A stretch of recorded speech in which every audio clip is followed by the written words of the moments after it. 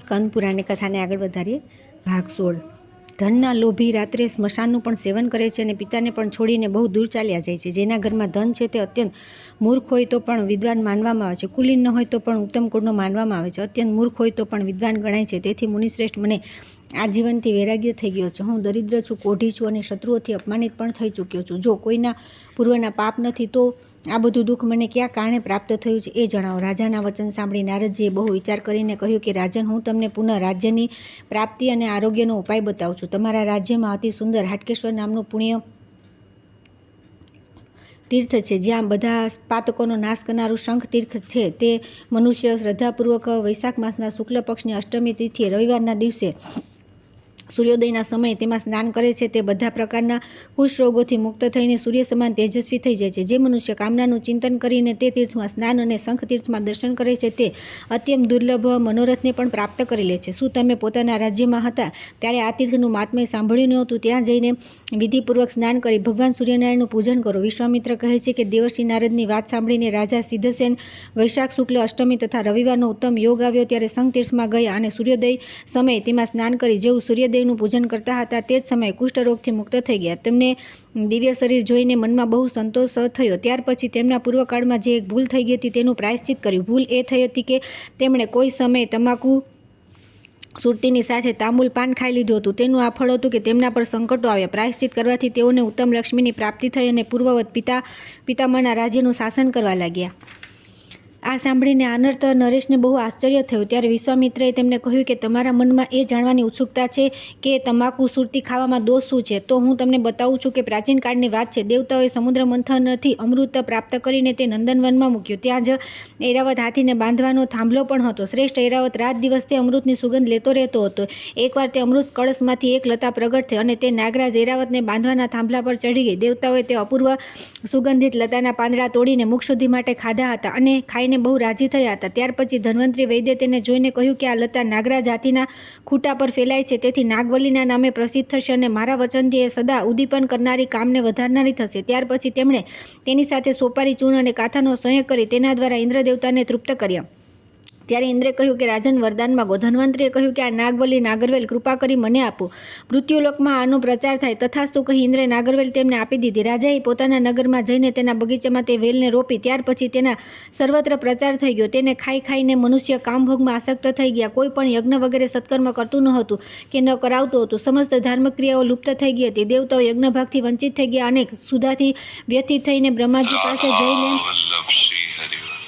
તેમણે કહ્યું કે સુરશ્રેષ્ઠ, મૃત્યુલોકમાં સમસ્ત ધર્મકાર્યો બંધ થઈ ગયા છે. ત્યાં બધા લોકો તાંબુલ ભક્ષણ કરીને કામાસક્ત થઈ રહ્યા છે. તેથી અમારા લોકો પર કૃપા કરો, જેથી અમારું યજ્ઞ કાર્ય નષ્ટ ન થઈ જાય. આ જ સમયે બ્રહ્માજી યજ્ઞ માટે પુષ્કર તીર્થમાં આવ્યા. તે સમયે દરિદ્ર તેમની પાસે જઈને કહ્યું કે દેવ, હું તો બ્રાહ્મણોના ઘરમાં રહીને ઉપવાસ કરતાં કરતાં થાકી ગયો છું. હવે કોઈ ધનવાનનું સારું ઘર મારા રહેવા માટે બતાવો, જ્યાં ખૂબ પેટ ભરીને ભોજન મળે અને સદા તૃપ્ત રહું. તેની વાત સાંભળીને બ્રહ્માજી વિચાર કરીને કહ્યું કે દારિદ્ર્ય, તારે ચૂર્ણપત્ર સુરતીમાં સદા રહેવું જોઈએ. તાંબુલના પાનના અગ્રભાગમાં પત્ની સાથે રહો તથા દાંડીના ભાગમાં પુત્ર સાથે રહો. રાત્રે તમે ત્રણેય કથામાં નિવાસ કરજો. આ પ્રમાણે ધનવાનોને ત્યાં છિદ્ર ઉત્પન્ન કરવા માટે દરિદ્રતાને 4 સ્થાન આપી દીધા. રાજા દંભે ન જાણવાના કારણે તે બધા દોષોથી યુક્ત પાન ખાધા હતા. તેથી તેમને સહસા ઐશ્વર્યથી હાથ ધોવા પડ્યા હતા. ત્યાર પછી આવે છે વિશ્વામિત્ર તીર્થ તથા રત્નાદિત્યનો મહિમા, ધન્વંતરી વગેરેની કુષ્ઠરોગથી મુક્તિ. ઋષિ બોલ્યા કે હાટકેશ્વર ક્ષેત્રમાં જ પુણ્યદાયી 3 ક્ષેત્ર છે. તેનું વર્ણન અમે સાંભળ્યું. હવે અમે વિશ્વામિત્રજીના તીર્થનું મહાત્મ્ય સાંભળવા ઈચ્છીએ છીએ. સૂર્યે કહ્યું કે વિપ્રવરો, વિશ્વામિત્રજીના ગુણો અપાર છે. તેઓ ક્ષત્રિય કુળમાં ઉત્પન્ન થઈને પણ પોતાની તપસ્યાના પ્રભાવથી બ્રાહ્મણત્વને પ્રાપ્ત થઈ ગયા. રાજા ત્રિશંકુ ચંડાળ બની ગયા તો પણ તેમના યજ્ઞમાં તેમણે પ્રત્યક્ષ યજ્ઞભાગ ભોગી દેવતાઓને નિર્માણ કર્યું. પૂર્વકાળમાં બ્રહ્માજી સાથે સ્પર્ધા કરીને વિશ્વામિત્રજીએ નવી સૃષ્ટિ બનાવવાનો આરંભ કર્યો હતો. શ્રેષ્ઠ બ્રાહ્મણો મહાત્મા વિશ્વામિત્રે હાટકેશ્વર ક્ષેત્રમાં કોઈ પણ પ્રકારના શાસ્ત્ર વિના માત્ર પોતાના હાથે કુંડ નિર્માણ કર્યો હતો, જે સર્વ પાતકોનો નાશ કરનાર છે. તેમાં ધ્યાન કરીને તેમણે પાતાળ ગંગાને બોલાવી. તેમનું નિર્મળ જળ પાતાળ ગંગામાંથી મૃત્યુલોકમાં પ્રગટ થયું, જે પરમ સ્વાદિષ્ટ તથા સ્નાન કરવાથી સર્વ પાતકોનો નાશ કરનારું છે. તેમણે ત્યાં ભગવાન સૂર્યદેવને સ્થાપિત કર્યા. જે મનુષ્ય સપ્તમી અને રવિવાર હોય ત્યારે માઘ માસના શુક્લ પક્ષમાં સૂર્યોદયના સમયે તે શુભ કુંડમાં સ્નાન કરે છે, તે તમામ કુષ્ઠરોગો અને પાપોથી મુક્ત થઈ જાય છે.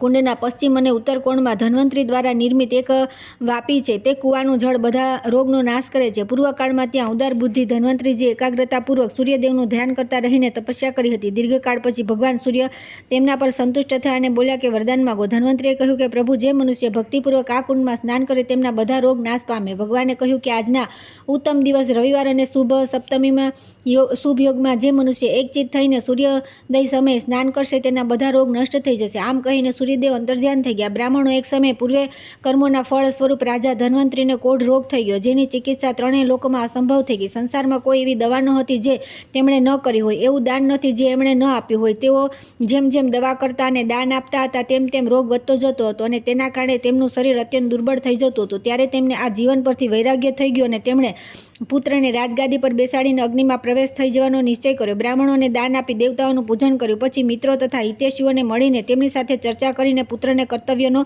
ઉપદેશ આપ્યો. ત્યાર પછી તેઓ અગ્નિમાં પ્રવેશ કરવા તૈયાર થઈ. એટલામાં એક દિવ્ય રૂપધારી તીર્થયાત્રી ત્યાં આવ્યો. તેણે રાજાના સંપૂર્ણ નગરને વ્યાકુળ જોઈને કોઈને પૂછ્યું કે આ સંપૂર્ણ નગર વ્યાકુળ કેમ છે? તેણે કહ્યું કે અહીંના રાજા કુષ્ઠરોગથી પીડિત છે, તેથી સ્ત્રી સહિત અગ્નિમાં પ્રવેશ કરી જશે, એ કારણે નગર ઉદાસ છે.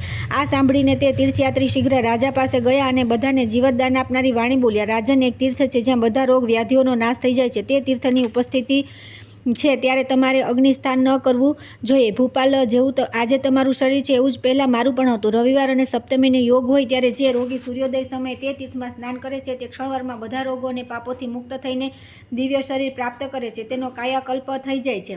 રાજાએ પૂછ્યું કે આવું તીર્થ કયા દેશમાં છે? તરત કહો. તીર્થયાત્રીએ કહ્યું કે આ ભૂતલ પર નગર નામે ઉત્તમ ક્ષેત્ર છે. ત્યાં ભગવાન જળાશયની પશ્ચિમ અને ઉત્તર દિશામાં વિશ્વામિત્રજીનું પરમ પવિત્ર તીર્થ છે. ત્યાં જઈને તમે રવિવાર અને સપ્તમીના યોગમાં સ્નાન કરો, જેથી તમારો રોગ અને પાતક નષ્ટ થઈ જશે. આ સાંભળીને રાજા ધન્વંતરી તે તીર્થયાત્રી સાથે તરત તે ઉત્તર તીર્થમાં ગયા અને ત્યાં માઘ માસની સપ્તમી અને રવિવારના યોગમાં સ્નાન કર્યું. સ્નાન કરતાં તેઓ કુષ્ઠરોગથી મુક્ત થઈ ગયા અને તેમનું શરીર દિવ્ય થઈ ગયું. ત્યાર પછી તેમણે તે તીર્થયાત્રીને કહ્યું કે ભાઈ, તમારી જ કૃપાથી હું આ ભયંકર રોગમાંથી છૂટી ગયો છું.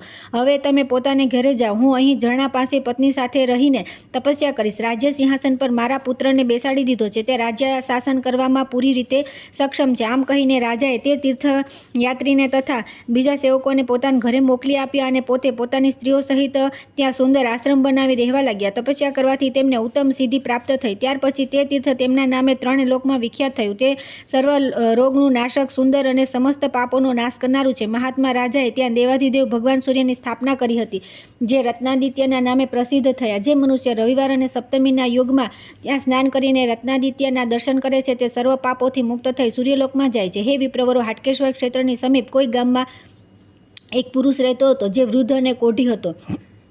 છતાં તે હંમેશા બીજા લોકોના પશુ ચરાવતો અને તેમનું પાલન કર્યા કરતો હતો. એક સમયની વાત છે. એક પશુ ઘાસના લોભે રસ્તો છોડીને પર્વતની તળેટીમાં ચાલ્યું ગયું અને તે તીર્થના જળમાં પડી ગયું. તે દિવસે રવિવાર અને સપ્તમી તિથિનો યોગ હતો. તે ગોવાળે પશુને પર્વતની તળેટી તરફ જઈ રહેલા પશુને જોયું ન હતું. જ્યારે તે જમવા માટે પોતાના ઘરે ગયો ત્યારે તે પશુનો માલિક તેના પર ગુસ્સે થઈને આવ્યો અને બોલ્યો કે આજે મારું પશુ કેમ ઘરે ન આવ્યું? તરત જઈને તેને શોધી લાવ, અન્યથા તારા પ્રાણ લઈ લઈશ. આ સાંભળીને તે કોઢી ભયંકર ભયથી થરથર કાપતો તે સ્થાન પર પડી ગયો. રાતનું અંધારું હતું. તેણે દૂરથી મહાકુંડમાં પડેલા પશુનો આર્તનાદ સાંભળ્યો. ત્યાં તે ગર્ત કુંડમાં પહોંચીને તેણે બહુ મહેનતથી પશુને ખેંચીને બહાર કાઢ્યું. પછી તેની સાથે લઈને ધીરે ધીરે ઘરે જઈને તેના સ્વામીને પશુ સોંપી પોતાની ઝૂંપડીમાં ગયો. સવારે ઉઠીને તે ભાગ્યશાળી પુરુષે જ્યાં પોતાના શરીર પર દ્રષ્ટિપાત કર્યો ત્યારે તે શરીર કુષ્ઠરોગથી રહિત તથા તેજસ્વી જોયું. પછી તેણે આશ્ચર્યમાં પડીને વિચાર્યું કે મારા રોગનો નાશ કઈ રીતે થયો? ખરેખર આ તીર્થના જળનો પ્રભાવ છે, જેમાં મેં પશુને કાઢવા માટે પ્રવેશ કર્યો હતો. ત્યારે તે ગોવાળ તે ઉત્તમ તીર્થમાં જઈને ભગવાન સૂર્યનું ધ્યાન કરતો રહીને તપસ્યા કરવા લાગ્યો. અંતમાં તેણે દેવ દુર્લભ સિદ્ધિ પ્રાપ્ત કરી લીધી. તેથી પૂર્ણતઃ પ્રયત્ન કરી ત્યાં સ્નાન અને ભગવાન સૂર્યદેવની પૂજા કરી. આજના કળીકાળમાં પણ જે મનુષ્ય સપ્તમી અને રવિવારના યોગમાં તે પુણ્ય જળાશયમાં સ્નાન કરે છે અને ભક્તિપૂર્વક ભગવાન સૂર્યને પૂજે છે તે બધા પાપોથી મુક્ત થઈ જાય છે. જે ત્યાં સૂર્યદેવની સામે 8000 ગાયત્રીના જપ કરે છે તે તમામ રોગ અને પાપોથી છૂટી જાય છે. જે મનુષ્ય શ્રદ્ધાપૂર્વક ભગવાન સૂર્યની પ્રસન્નતા માટે ત્યાં ગૌદાન કરે છે તેના પુણ્યથી તો વાત જ શી કરવી, તેના વંશમાં પણ કોઈને રોગ વ્યાધિ થતા નથી. ત્યાર પછી આવે છે શ્રાદ્ધ કલ્પ. સુજી કહે છે કે તે તીર્થમાં વિશ્વામિત્રજી દ્વારા સ્થાપિત ગણેશજી પણ છે, જે મનુષ્યોને સર્વ પ્રકારની સિદ્ધિ આપનારા છે. જે માઘ માસના શુક્લ પક્ષની ચતુર્થી તિથિએ તેમની પૂજા કરે છે તેને 1 વર્ષ સુધી તમામ વિઘ્નોથી રક્ષણ મળે છે. એક સમયે મહામુનિ માર્કંડેયજી રાજા રોહિતાશ્વને ત્યાં વધાર્યા અને યથાયોગ્ય સત્કાર ગ્રહણ કર્યા પછી તેમને કથા સંભળાવવા લાગ્યા. કથાના અંતમાં રાજા રોહિતાશ્વે કહ્યું કે ભગવાન, હું શ્રાદ્ધ કલ્પનું યથાર્થ રૂપે શ્રવણ કરવા ચાહું છું. માર્કંડેયજી બોલ્યા કે રાજન, આ જ વાત આનર્ત નરેશે ભૃત્યુ યજ્ઞને પૂછી હતી, તે જ પ્રસંગ કહું છું. આર્નતે પૂછ્યું કે બ્રહ્મન, શ્રાદ્ધ માટે કયો સમય વિહિત છે? શ્રાદ્ધમાં ઉપયોગી દ્રવ્ય ક્યાં છે? શ્રાદ્ધ માટે કઈ કઈ વસ્તુઓ પવિત્ર માનવામાં આવી છે? કેવા બ્રાહ્મણ શ્રાદ્ધ કર્મમાં સામેલ કરવા યોગ્ય છે અને કેવા બ્રાહ્મણ ત્યાજ્ય માનવામાં આવે છે? ભાતૃયજ્ઞે કહ્યું કે રાજન, વિદ્વાન પુરુષે અમાવસ્યાના દિવસે અવશ્ય શ્રાદ્ધ કરવું જોઈએ. ક્ષુધાથી ક્ષીણ થયેલા પિતૃઓ શ્રાદ્ધની અન્ય આશાએ અમાવસ્યા તિથિ આવવાની પ્રતીક્ષા કરતા રહે છે. જે અમાવસ્યા તિથિએ જળ અને શાક ફળથી પણ શ્રાદ્ધ કરે છે તેના પિતૃઓ તૃપ્ત થાય છે અને તેના સમસ્ત પાતકોનો નાશ થઈ જાય છે. આનર્તે પૂછ્યું કે બ્રહ્મન, વિશેષ રૂપે અમાવસ્યાએ શ્રાદ્ધ કરવાનું વિધાન કેમ છે? મૃત્યુ પામેલા જીવ તે કર્માનુસાર શુભાશુભ ગતિને પ્રાપ્ત થાય છે. પછી શ્રાદ્ધ કાળમાં તેઓ પોતાના પુત્રના ઘરે કઈ રીતે પહોંચી શકે? ભર્તૃયજ્ઞે કહ્યું કે મહારાજ, જે લોકો અહીં મૃત્યુ પામે છે એમાંના ઘણા લોકોમાં જન્મ ગ્રહણ કરે છે. કેટલાક પુણ્યાત્મા સ્વર્ગમાં સ્થિત થાય છે અને કેટલાક પુણ્યાત્મા યમલોકના નિવાસી થાય છે. કેટલાક જીવો ભોગાનુકૂળ શરીર ધારણ કરી પોતાના કરેલા શુભાશુભ કર્મનો ઉપભોગ કરે છે. રાજન, યમલોક કે સ્વર્ગલોકમાં રહેનારા પિતૃઓને પણ ત્યાં સુધી ભૂખતરસ અધિક સતાવે છે જ્યાં સુધી તે માતા પિતાથી 3 પેઢીની અંતર્ગત હોય છે. જ્યાં સુધી તેઓ શ્રાદ્ધ કરતા પુરુષના માતામહ, પ્રમાતામહ અથવા વૃદ્ધ પ્રમાતામહ તથા પિતા, પિતામહ અથવા પ્રપિતામહ પદ પર રહે છે ત્યાં સુધી શ્રાદ્ધ ભાગ ગ્રહણ કરવા માટે તેમનામાં ભૂખ તરસની અધિકતા રહે છે. પિતૃલોક યા દેવલોકના પિતૃઓ તો શ્રાદ્ધ કાળમાં સૂક્ષ્મ શરીરથી આવીને શ્રાદ્ધીય બ્રાહ્મણોના શરીરમાં સ્થિત થઈને શ્રાદ્ધ ભાગ ગ્રહણ કરે છે. પરંતુ જે પિતર ક્યાંક શુભાશુભ ભોગમાં સ્થિત છે અથવા જન્મ લઈ ચૂક્યા છે તેમના ભાગ દિવ્ય પિતર આવીને ગ્રહણ કરે છે અને જીવ જ્યાં શરીરમાં હોય છે ત્યાં તે અનુસાર ભોગની પ્રાપ્તિ કરાવીને તેમને તૃપ્તિ પહોંચાડે છે. આ દિવ્ય પિતર નિત્ય અને સર્વજ્ઞ હોય છે. પિતૃઓના ઉદ્દેશથી સદા અન્ન જળનું દાન કરતા રહેવું જોઈએ. જે નીચ માણસો પિતૃઓને માટે અન્ન અને જળ ન આપીને સ્વયં ભોજન કરે છે અથવા જળ પીએ છે તે પિતૃઓના દ્રોહી છે. તેના પિતૃઓને સ્વર્ગમાં અન્ન જળ મળતું નથી. તેથી યથાશક્તિ તેમના માટે અન્ન અને જળ અવશ્ય આપવા જોઈએ. શ્રાદ્ધ દ્વારા તૃપ્ત કરેલા પિતૃઓ મનુષ્યને વનવાંછિત ભોગ પ્રદાન કરે છે. ત્યાર પછી આવે છે શ્રાદ્ધની આવશ્યકતા તથા સમય. આનર્ત નરેશે પૂછ્યું કે બ્રહ્મન, શ્રાદ્ધ માટે બીજા પણ પવિત્રતમ દિવસો છે, પછી અમાવસ્યા વિશેષ રૂપે શ્રાદ્ધ માટે કેમ દર્શાવવામાં આવી છે? ભૃતયજ્ઞે કહ્યું કે મહારાજ, એ સાચું છે કે શ્રાદ્ધને યોગ્ય બીજા પણ ઘણા સમય છે. મન્વાદી તિથિ, યુગાદી તિથિ, સંક્રાંતિકાળ, વ્યતિપાત, ગજછાયા, ચંદ્રગ્રહણ તથા સૂર્યગ્રહણ. આ બધા દિવસોમાં પિતૃઓની તૃપ્તિ માટે શ્રાદ્ધ કરવું જોઈએ. પુણ્યતીર્થ, પુણ્ય મંદિર, શ્રાદ્ધને યોગ્ય બ્રાહ્મણ તથા શ્રાદ્ધને યોગ્ય ઉત્તમ પદાર્થ પ્રાપ્ત થતા બુદ્ધિમાન પુરુષે પર્વ ન હોય તો પણ શ્રાદ્ધ કરવું જોઈએ. અમાવસ્યા જે વિશેષ રૂપે શ્રાદ્ધને માટે આપવામાં આવ્યો છે તેનું કારણ કહું છું. સૂર્યના હજારો કિરણોમાં જે સૌથી પ્રમુખ છે તેનું નામ અમા છે. તે અમા નામના મુખ્ય કિરણના તેજથી સૂર્યદેવ 3 લોકને પ્રકાશિત કરે છે. તે જ અમા તિથિ વિશેષ ચંદ્રદેવ નિવાસ કરે છે. તેથી તેનું નામ અમાવસ્યા છે. તેથી અમાવસ્યા દરેક ધાર્મિક કાર્ય માટે અક્ષય ફળ આપે છે. શ્રાદ્ધ કર્મમાં તો એનું વિશેષ મહત્વ છે. અગ્નિશ્વાત, બહિષદ, અજપય, સોમ, પ્રશ્મિ, ઉપહૂત, અયંતુન, શ્રાદ્ધભુક તથા નાંદીમુખ આ 9 દિવ્ય પિતૃઓ છે. આદિત્ય, વસુ, રુદ્ર તથા બંને અશ્વિની કુમાર પણ માત્ર નાંદીમુખ પિતરો સિવાય શેષ બધાને તૃપ્ત કરે છે. આ પિતૃઓ બ્રહ્માજી સમાન બતાવ્યા છે. તેથી પદ્મયોતી બ્રહ્માજી તેમને તૃપ્ત કર્યા પછી સૃષ્ટિ કાર્ય આરંભ કરે છે. એમના સિવાય બીજા પણ એવા મૃત પિતર હોય છે જે સ્વર્ગમાં નિવાસ કરે છે. તે 2 પ્રકારના હોય છે. એક તો સુખી છે અને બીજા દુઃખી. મૃત્યુલોકમાં રહેવાવાળા વંશજ તેમના શ્રાદ્ધ માટે શ્રાદ્ધ કરે છે અને દાન આપે છે તે બધા સુખી છે. જેમના માટે તેમના વંશજ કોઈ દાન કરતા નથી તે બધા ભૂખ તરસથી વ્યથિત થઈને દુઃખી જોવામાં આવે છે. એક સમયની વાત છે. અગ્નિશ્વાત વગેરે પિતૃઓ દેવરાજ ઇન્દ્ર પાસે ગયા. ઇન્દ્રે તેમને આવેલા જોઈને બધા દેવતાઓની સાથે તેમનું પૂજન કર્યું. પછી તેઓ દેવ દુર્લભ પિતૃલોકમાં જવા લાગ્યા. ત્યારે ક્ષુધા પીપાસાથી વ્યથિત રહેવાવાળા મર્ત્ય પિતૃએ દિવ્ય સ્તોત્રો વડે પિતૃસૂક્તના મંત્રોથી તથા પિતરોને સંતુષ્ટ કરનારા બીજા વૈદિક સ્તોત્રોથી તે બધાની સ્તુતિ કરી દીનતાપૂર્વક વચનો દ્વારા તેમને પ્રસન્ન કર્યા. ત્યારે તે દિવ્ય પિતરોએ પ્રસન્ન થઈને તેમને કહ્યું કે સુવ્રતો, અમે બધા તમારા પર પ્રસન્ન છીએ. બોલો, શું તમે ઈચ્છો છો? મર્ત્ય પિતરોએ કહ્યું કે દિવ્ય પિતૃઓ, અમે મનુષ્યના પિતૃઓ છીએ. પોતાના કર્મો દ્વારા મૃત્યુલોકમાંથી સ્વર્ગમાં આવીને દેવતાઓની સાથે નિવાસ કરીએ છીએ, પરંતુ અહીં અમને ભયંકર ભૂખ તરસનું કષ્ટ થાય છે. એવું લાગે છે કે અમે અગ્નિમાં બળી રહ્યા છીએ. અહીંના નંદન વગેરે વનોમાં બહુ સુંદર વૃક્ષો છે. બધા વૃક્ષોમાં ફળ લાગેલા છે, પરંતુ તે ફળોનો અમે જ્યારે હાથમાં લઈએ છીએ અને યત્નપૂર્વક જોરથી ખેંચીએ છીએ તો પણ તે તૂટતા નથી. તૃષાથી વ્યથિત થઈને જો અમે દેવનદી ગંગાનું જળ હાથમાં લઈએ છીએ અને પીએ છીએ ત્યારે તે જળ અમારા હાથમાં આવતું નથી. આ સ્વર્ગમાં કોઈ ખાતું પીતું નથી, દેખાતું નથી. અહીંનો નિવાસ અમારા માટે અતિ ભયંકર થઈ ગયો છે. અહીં તો દેવતાઓ અને ગુહ્યક વગેરે છે તે બધા વિમાનમાં બેઠેલા પ્રસન્ન દેખાય છે. તેમને ભૂખ તરસનું કષ્ટ નથી. તેઓ અનેક પ્રકારના ભોગોથી સંપન્ન છે. શું અમે લોકો પણ કદી તમ જેવા થઈ શકીશું? ભૂખ તરસના કષ્ટથી તો અમને સંતોષ થશે ખરો? દિવ્ય પિતરોએ કહ્યું કે ઇન્દ્ર વગેરે બીજા કાર્યોમાં વ્યગ્ર થઈને જ્યારે અમારા માટે શ્રાદ્ધ નથી કરતા, દાન નથી આપતા, ત્યારે અમારી પણ એવી જ દશા થાય છે. તે સમયે અમે દેવતાઓને ને કહીએ છીએ કે પ્રાર્થના કરીએ છીએ. ત્યારબાદ જ્યારે તે લોકો શ્રાદ્ધ તર્પણ દ્વારા અમને તૃપ્ત કરે છે ત્યારે અમને તૃપ્તિ મળે છે. આ પ્રમાણે તમારા લોકોના વંશજ તમારા માટે શ્રાદ્ધ દાન કરે તો તમે કેમ તૃપ્ત નહીં થાવ? હવે પ્રમાદી વંશજ પિતરોનું તર્પણ કરતા નથી ત્યારે તેમના પિતરો સ્વર્ગમાં હોવા છતાં પણ ભૂખ તરસથી વ્યાકુળ થઈ જાય છે. પછી જે યમલોકમાં પડ્યા છે એમના કષ્ટનું તો કહેવું જ શું? આટલું કહીને દિવ્ય પિતરો સાથે લઈને બ્રહ્માજી સમીપ ગયા અને તેમની તથા અમારી શાશ્વત તૃપ્તિ માટે ઉપાય પૂછ્યો. ત્યારે બ્રહ્માજીએ કહ્યું કે પિતરો જો મનુષ્ય પિતામહ અને પ્રપિતામહના ઉદ્દેશથી શ્રાદ્ધ તર્પણ કરશે તો તેટલા જ તેમના પિતામહથી લઈને મનુષ્ય સુધીના બધા પિતૃઓ તૃપ્ત થઈ જશે. જે અન્નથી મનુષ્ય પોતાના પિતૃઓની તૃપ્તિ માટે શ્રેષ્ઠ બ્રાહ્મણોને તૃપ્ત કરશે તેનાથી ભક્તિપૂર્વક પિતૃઓના નિમિત્તે પિંડદાન પણ આપશે. એનાથી તમને સનાતન તૃપ્તિ પ્રાપ્ત થશે. અમાવસ્યાના દિવસે વંશજો દ્વારા શ્રાદ્ધ અને પિંડ પામીને પિતરોને 1 મહિના સુધી તૃપ્તિ રહે છે. સૂર્યદેવ જ્યારે કન્યા રાશિ પર સ્થિત હોય તો તે સમયે પિતૃપક્ષ આસો કૃષ્ણ પક્ષમાં જે મનુષ્ય પિતૃતિથિ પર પિતૃઓને માટે શ્રાદ્ધ કરશે તેમના તે શ્રાદ્ધ કરવાથી પિતૃ 1 વર્ષ સુધી તૃપ્ત થઈ જાય છે. તે સમયે શાક અને ફળ ફૂલ દ્વારા પણ જો તમારું શ્રાદ્ધ નહીં કરે તે નિર્ધન અને ચાંડાળ થશે. જે મનુષ્ય તેની સાથે બેસવા ખાવા પીવાનો વ્યવહાર રાખશે અથવા તેની સાથે સ્પર્શ કરશે તે કે વાર્તાલાપ કરશે તે પણ મહાપાપી માનવામાં આવશે. તેમની વંશવૃદ્ધિ નહીં થાય, તેમને કોઈ રીતે સંતાન અને ધનધાન્યની પ્રાપ્તિ નહીં થાય. જો મનુષ્ય ગયા શીર્ષમાં જઈને એકવાર પણ શ્રાદ્ધ કરશે તો તેના પ્રભાવથી તમે બધા પિતૃઓ સદાને માટે તૃપ્ત થઈ જશો. ભૃત્યુયજ્ઞ કહે છે કે રાજન, આવું જાણીને વિઘ્ન પુરુષે પિતૃઓને તૃપ્ત કરવાની ઈચ્છા રાખી તે ઉક્ત સમયમાં શ્રાદ્ધ અવશ્ય કરવું.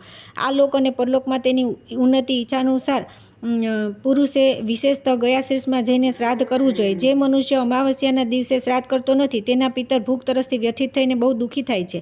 મનમાં તૃપ્તિની અભિલાષા રાખી તેઓ શ્રાદ્ધ પક્ષની પ્રતીક્ષા કરતા રહે છે. જેમ ખેડૂત રાત દિવસ વરસાદની રાહ જોતા રહે છે, પિતૃપક્ષ વીતી ગયા પછી પણ તેમને શ્રાદ્ધનું અન્ન મળતું નથી ત્યારે તેઓ જ્યાં સુધી કન્યા રાશિ પર સૂર્ય રહે છે ત્યાં સુધી પોતાના સંતાનો દ્વારા કરેલા શ્રાદ્ધની પ્રતીક્ષા કરે છે. તે પણ વીતી ગયા બાદ કેટલાક પિતરો તુલા રાશિના સૂર્ય સુધી પૂરા કાર્તિક માસમાં પોતાના વંશજો દ્વારા કરવામાં આવતા શ્રાદ્ધની રાહ જુએ છે. જ્યારે સૂર્યદેવ વૃશ્ચિક રાશિ પર ચાલ્યા જાય છે ત્યારે તે પિતૃઓ દીન અને નિરાશ થઈને પોતાના સ્થાન પર ચાલ્યા જાય છે. રાજન, આ પ્રમાણે પૂરા 2 મહિના સુધી ભૂખ તરસથી વ્યાકુળ પિતર વાયુ રૂપે આવીને ઘરના દરવાજા પર ઊભા રહે છે. તેથી જ્યાં સુધી કન્યા તુલા રાશિ પર સૂર્ય રહે છે ત્યાં સુધી તથા અમાવસ્યાના દિવસે સદા પિતૃઓ માટે શ્રાદ્ધ કરવું જોઈએ. કન્યા અને તુલામાં શ્રાદ્ધ ન થાય તો અમાવસ્યાએ અવશ્ય કરવું. તે પણ ન થાય તો એકવાર ગયાજીમાં જઈને શ્રાદ્ધ કરવું જેથી નિત્ય શ્રાદ્ધનું ફળ પ્રાપ્ત થાય છે. ત્યાર પછી આવે છે શ્રાદ્ધની વિધિ, વિહિત અને નિષિદ્ધ બ્રાહ્મણ તથા મનવાદી અને યુગાદી પુણ્યતિથિઓનું વર્ણન. આર્નતે કહ્યું કે મુનીશ્વર, બધા મનુષ્યોએ કઈ વિધિથી શ્રાદ્ધ કરવું જોઈએ? ભૃત્યુયજ્ઞ કહે છે કે ઉત્તમ કર્મો દ્વારા ઉપાર્જિત ધનથી પિતૃઓનું શ્રાદ્ધ કરવું જોઈએ. છળ, કપટ, ચોરી અને છેતરીને કમાયેલા ધનથી કદી શ્રાદ્ધ ન કરવું. પોતાના વર્ણાની નિયત વૃત્તિ દ્વારા કમાયેલા ધનથી શ્રાદ્ધ માટે સામગ્રી એકત્ર કરવી. પહેલા સંધ્યાકાળ કામ ક્રોધ રહિત અને પવિત્ર થઈ શ્રાદ્ધ કર્મને યોગ્ય શ્રેષ્ઠ બ્રહ્મચર્ય પરાયણ બ્રાહ્મણોને નિમંત્રિત કરવા. તેવા બ્રાહ્મણોના અભાવમાં બ્રહ્મજ્ઞાની, અગ્નિહોત્રી, વેદ વિદ્યામાં નિપુણ ગૃહસ્થ બ્રાહ્મણને નિમંત્રણ આપવું. જેમનું કોઈ અંગ ખંડિત ન હોય, જે નિરોગી આહાર પર સંયમ રાખનારા તથા પવિત્ર હોય એવા બ્રાહ્મણ શ્રાદ્ધ માટે યોગ્ય છે. જે કોઈ અંગહીન હોય અથવા જેમનું કોઈ અંગ અધિક હોય, જે સર્વભક્ષી હોય, જેમના દાંત કાળા હોય, જેમના દાંત પડી ગયા હોય, જે વેદ વેચવાવાળા તથા યજ્ઞવેદીને નષ્ટ કરનારા હોય, જેમનામાં વેદશાસ્ત્રનું જ્ઞાન ન હોય, જેમના નખ ખરાબ થઈ ગયા હોય, જે રોગી, નિર્ધન, હિંસક, બીજા પર લાંછન લગાડનારા, નાસ્તિક, નાચવાવાળા, વ્યાજ ખાવું, બુરા કર્મોમાં સંલગ્ન, પવિત્રતા રહિત, બહુ લાંબુ, અતિ દુર્બળ, બહુ જાડા, વધારે રોમવાળા તથા રોમ રહિત હોય આવા બ્રાહ્મણોનો શ્રાદ્ધમાં ત્યાગ કરો. પિતરોનું ગૌરવ રાખવા ચાહનારે આ પ્રમાણે જ કરવું જોઈએ. જે પરાઈ સ્ત્રીમાં આસક્ત, શુદ્ર જાતીય સ્ત્રી સાથે સંપર્ક રાખનાર, નપુંસક, મલિન, ચોર, ક્ષત્રિય તથા વેશ્યવૃત્તિવાળા, માતા પિતાનો ત્યાગ કરનારા, ગુરુસ્ત્રીગામી, નિર્દોષ પત્નીનો ત્યાગ કરનારા, કૃતજ્ઞ, ખેતી કરનાર, શિલ્પથી નિર્વાહ કરનાર, ચામડાના વેપારથી જીવિકા ચલાવનાર, ભાલો વેચીને ભાલો ચલાવીને જીવનાર, અજ્ઞાત કુળવાળા હોય તેવા બ્રાહ્મણોને પણ શ્રાદ્ધમાં છોડી દેવા જોઈએ. હવે એવા બ્રાહ્મણોનો પરિચય આપું છું જે શ્રાદ્ધમાં ઉત્તમ માનવામાં આવે છે. ત્રિનાચિકેત, નાચિકેત નામના વિવિધ અંગનીનું સેવન કરનારા, મધુવાતા વગેરે 3 ઋચાઓના જપ કરનારા, 6 અંગોના જ્ઞાતા, ત્રિસુપર્ણ નામના ઋચાઓનો પાઠ કરનારા, વિદ્યાને વ્રતને પૂર્ણ કરીને જે સ્નાતક થઈ ચૂક્યા છે તે ધર્મશાસ્ત્રના પાઠક, પુરાણ વેતા, જ્ઞાની, જ્યેષ્ઠ સમાન જ્ઞાતા, અથર્વશીર્ષના વિદ્વાન, ઋતુકાળમાં પોતાની પત્ની સાથે સહવાસ કરનાર, ઉત્તમ કર્મપરાયણ, સદ્ય પ્રક્ષાલન, તત્કાળ પાત્ર ધોઈ નાખનાર અર્થાત એક સમય માટે અન્ન સંગ્રહ કરનારા, શુક્લ ગોરવર્ણ અને શુક્લ જાતીય, પુત્રીના પુત્ર, દામાદ, ભાણેજ, પરોપકારી, મિષ્ટાન ખાનાર અને પચાવવામાં સમર્થ, મીઠા વચન બોલનાર તથા સદા જપમાં તત્પર રહેવાવાળા આ બધા બ્રાહ્મણ પંક્તિ પાવન પંગતને પવિત્ર કરનારા છે. આવા બ્રાહ્મણોથી પિતરો તૃપ્ત થાય છે. તેથી થોડી વિદ્યાવાળા હોય તો પણ કુલ અને આચારમાં જે શ્રેષ્ઠ હોય તેમને શ્રાદ્ધમાં નિયુક્ત કરવા જોઈએ. આ પ્રમાણે બ્રાહ્મણોને સવ્ય ભાવે તેમના ચરણોનો સ્પર્શ કરીને પ્રણામ કરવા અને વિશ્વદેવ શ્રાદ્ધના માટે 2 બ્રાહ્મણોને આમંત્રિત કરવા. જમણું ઘૂંટણ જમીન પર ટેકવીને આમંત્રણ ઉચ્ચારણ કરવું. આગચ્છન્તુ મહાભાગા વિશ્વદેવા મહાબલા ભક્ત્યાહુતા મયા ચૈવ ત્વમ ચાપી વ્રત ભાગવ ભવ. મારા દ્વારા ભક્તિપૂર્વક બોલાયેલા પરમ સૌભાગ્યશાળી મહાબળી વિશ્વદેવો આ શ્રાદ્ધ કર્મમાં પધાર્યો અને હે બ્રાહ્મણ દેવ, તમે પણ વ્રતના ભાગી, ક્રોધ રહિત, શૌચપરાયણ તથા બ્રહ્મચર્ય પાલક થાવ. ત્યાર પછી અપસવ્ય ભાવથી પિતરોને માટે તથા માતામહ માટે પણ બ્રાહ્મણોને નિમંત્રિત કરવા. પછી પિતૃભક્ત પુરુષ શ્રાદ્ધથી બ્રાહ્મણના ચરણ સ્પર્શ કરીને કહેવું કે વિપ્રવર, આ શ્રાદ્ધ કર્મમાં મારા પિતા, પિતામહ તથા પ્રપિતામહ તમારામાં સ્થિત થઈ પધારે અને તમે પણ બ્રહ્મચર્ય વગેરે વ્રતનું પાલન કરો. આ પ્રમાણે પિતરો અને માતામહ વગેરેનું આહવાન કરી ઘરે આવવું.